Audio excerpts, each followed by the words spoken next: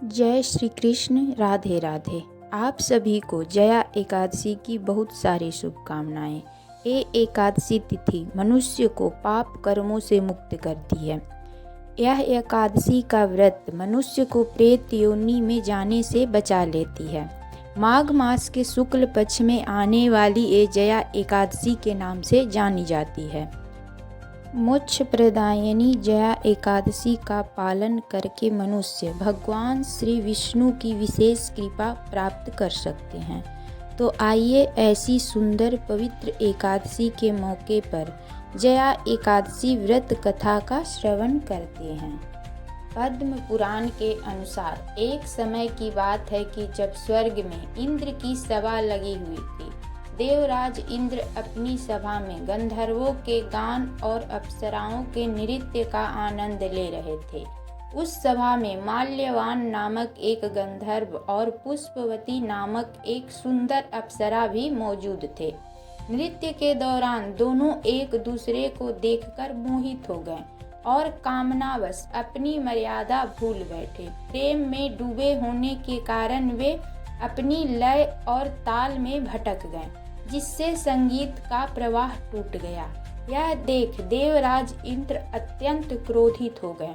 उन्होंने इसे देवताओं का अपमान समझा और क्रोध में आकर दोनों को श्राप दे दिया कि तुम दोनों ने स्वर्ग की मर्यादा भंग की है, इसलिए तुम मृत्यु लोक यानी कि पृथ्वी में निवास करोगे और पिशाच योनि को प्राप्त होंगे।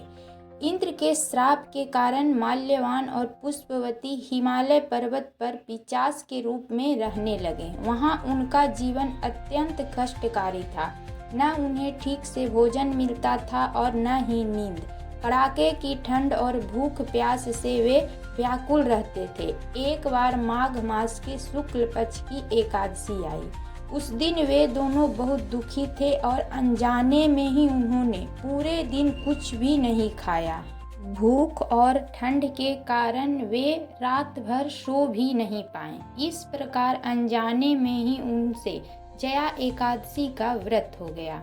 अगले दिन सुबह होते ही भगवान विष्णु की कृपा से उन दोनों को पिशाच योनि से मुक्ति हो गई। वे फिर से अपने सुंदर दिव्य रूप में आ गए और स्वर्ग लोक लौट गए।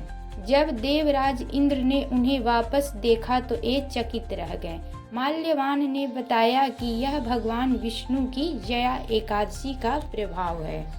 धार्मिक मान्यता के अनुसार ऐसा कहा जाता है कि जो साधक इस दिन व्रत रखता है उसे जीवन में हमेशा सफलता मिलती है और जीवन में चल रही सभी समस्याओं से छुटकारा मिलती है।